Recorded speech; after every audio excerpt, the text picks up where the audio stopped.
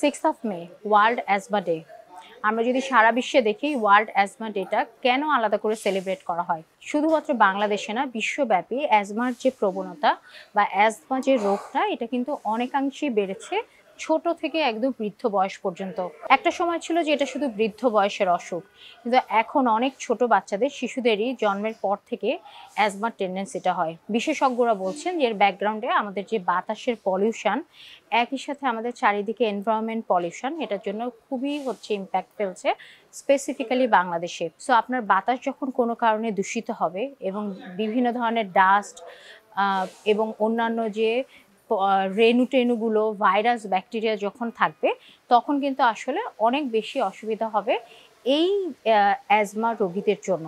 এবং এই সময়টা যদিও অ্যাজমার টেন্ডেন্সি কম থাকে, কিন্তু ঠান্ডা গরমের যে বিষয়টা থাকে, এই ঠান্ডা গরমে কিন্তু অনেকেরই অ্যাজমা বেড়ে যায়। নিউট্রিশন আসপেক্ট থেকে আমরা কিন্তু যারা অ্যাজমা রোগী তাদের প্রোটেক্ট করার জন্য কিছু ধরনের ডায়েট কম্পালসারি করতে পারি। এই খাবারগুলো যখন প্রতিদিনের ডায়েটে ইনক্লুড করা হবে, অ্যাজমা রোগীরা নিউট্রিশনালি যে সাপোর্টটা পাওয়া দরকার, ন্যাচারাল ইমিউনিটি তৈরি করা দরকার, সেক্ষেত্রে কিন্তু হেল্প করতে পারে। সো যেসব প্রথম দুইটা বিষয় খেয়াল করতে হবে। একটা নিজের প্রতি যত্ন।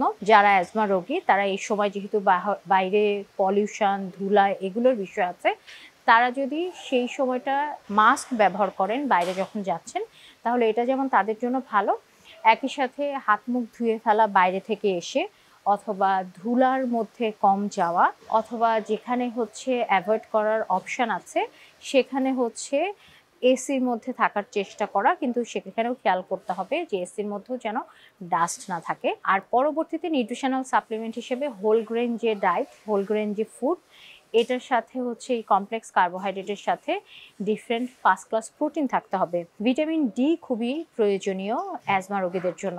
সো ভিটামিন ডি আগে শুধুমাত্র রোদের কথা বলা হতো, কিন্তু আমরা জানি যে ভিটামিন ডি খুবই রিচ সোর্স দুধ, ডিম, এগুলো থেকেও কিন্তু যে কেউ পেয়ে যেতে পারে, ডিফারেন্ট মিট থেকেও পেতে পারে। এছাড়া ন্যাচারাল ইমিউনিটি তৈরির জন্য তাকে প্রচুর ফ্রুটস অ্যান্ড ভেজিটেবলস খেতে হবে, যেগুলো ভিটামিনস অ্যান্ড মিনারেলসের কম্বিনেশন।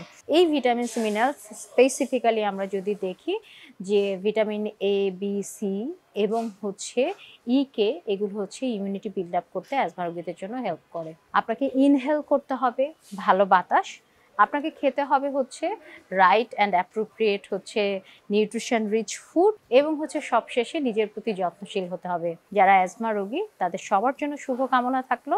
আপনারা সুস্থ থাকুন এবং সুস্থতার জন্য এই যে নিউট্রিশনের সাথে নিজের প্রতি যত্নশীল হন।